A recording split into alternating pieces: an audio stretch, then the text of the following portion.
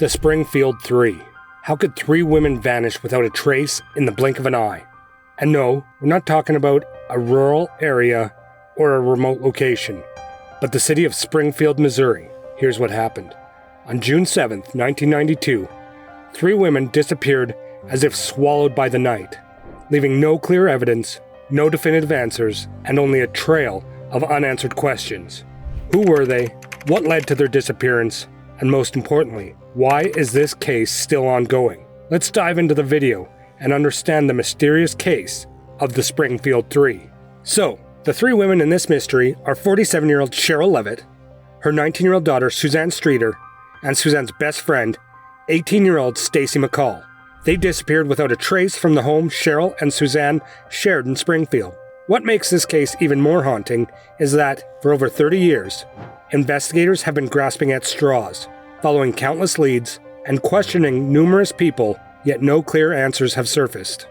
Even after 30 years, authorities have not stopped trying to solve this case. They are still searching for clues and asking for any information that could help uncover the truth. The people of Springfield are reminded of this haunting case frequently and are encouraged to come forward with any information they may have, just as they did when the investigation first began. This ongoing effort demonstrates that there is still hope for the new details to emerge. But let's be honest, the 47-year-old lady would now be 77 years old, assuming she's still alive. Then, how on earth could a case that's been cold for this long suddenly become solved? Well, anything can happen. If 3 women can mysteriously disappear, they can also suddenly reappear, along with vital pieces of evidence or even the perpetrator himself. Now, let's dive in and see how exactly it happened.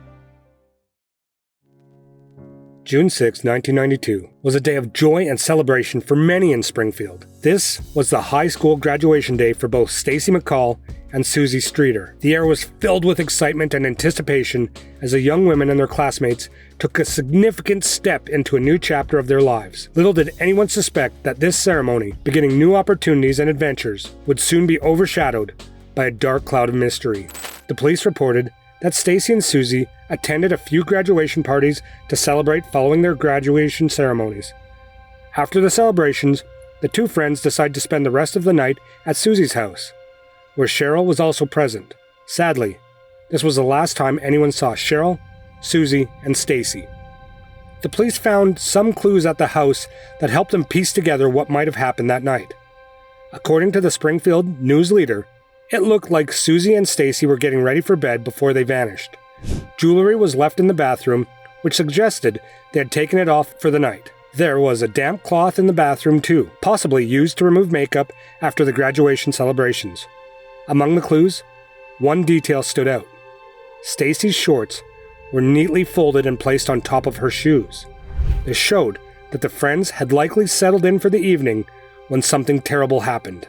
It was discovered that Sherrill Levitt, Suzie Streeter's mom, last spoke with a friend around 11:15 p.m. on the night of June 6th. When the police investigated their home the next day, they found signs that Sherrill had slept in her bed, as her belongings were untouched and everything appeared to be in order. However, authorities believe the women were taken in the early hours of June 7th, sometime between 2:15 a.m. and 7:30 a.m. This adds to the mystery of what could have happened, as there seemed to be no evidence of a struggle, yet all 3 women vanished without a trace. And now, here's when things get really shocking. When the authorities arrived on the morning of June 7th, they saw something unexpected. The family's dog was unharmed and calmly waiting inside the house, as if nothing unusual had happened. Surrounding the dog were keys, money, jewelry, and other personal belongings, all untouched. In fact, the women's 3 vehicles were parked right where they would have been, leaving investigators without any immediate clues. There were absolutely no signs of a struggle. It was as if the 3 women had simply vanished into thin air, leaving behind a mystery that only deepened with every detail uncovered. Here's what retired Springfield Police Captain Tony Glenn had to say about this incident. The only thing unusual about this house was that 3 women were missing from it, he previously told the Springfield News Leader. Glenn added, "You had this feeling as you looked around that something was missing. Something had to be missing, but there wasn't. Just them." According to the Charlie Project, the only thing in the home that was amiss was a shattered porch light. In addition, the front door was unlocked, an unusual circumstance for a home that appeared perfectly normal otherwise. Then, The police focused their attention on Robert Craig Cox, a convicted murderer, as the main suspect in the disappearance case. But why Cox? Well, he had been found guilty of killing a woman in Florida, but later had that conviction overturned. At the time of the 3 women went missing, Cox was living in Springfield. Before that, he had spent 9 years in prison for kidnapping and assault in California. Despite his troubling past, there wasn't enough evidence to keep him behind bars in the Florida murder, which led to his release and move to Springfield. However, Cox's movements and behavior quickly caught the attention of investigators. Former prosecuting attorney Darryl Moore noted that Cox was a person of significant interest to law enforcement. His initial alibi claimed he was with his girlfriend during the time of the disappearance, but this story crumbled when his girlfriend confessed to the police that she had lied about it. This revelation added to the suspicion surrounding Cox and his possible involvement in the case. KY3 reporter Dennis Graves interviewed Cox, who told him, "I know that they are dead." However, he refrained from spilling out any further details.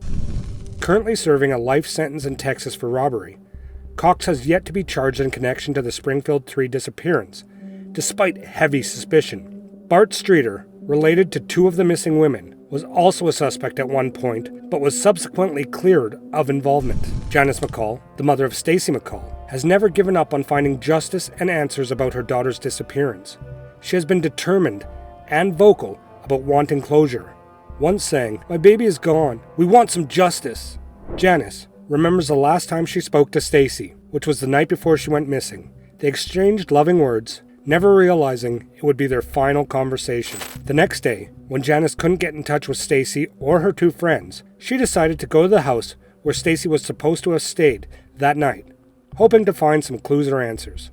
Despite the front door being unlocked, there was no sign of the women. She immediately contacted the authorities and distributed the missing persons' photos, hoping to gather any information about their whereabouts. However, the case eventually turned cold. Despite other families involved in the case declaring their loved ones dead, Janice wrote on the Surviving Parents Coalition that she couldn't bear to do the same. She chooses to hope for her daughter's return, refusing to declare her dead while there's still a chance she could be alive. According to Springfield Police Department, a reward of $43,000 has been established for the location and prosecution of the persons responsible for the disappearance of the 3 women.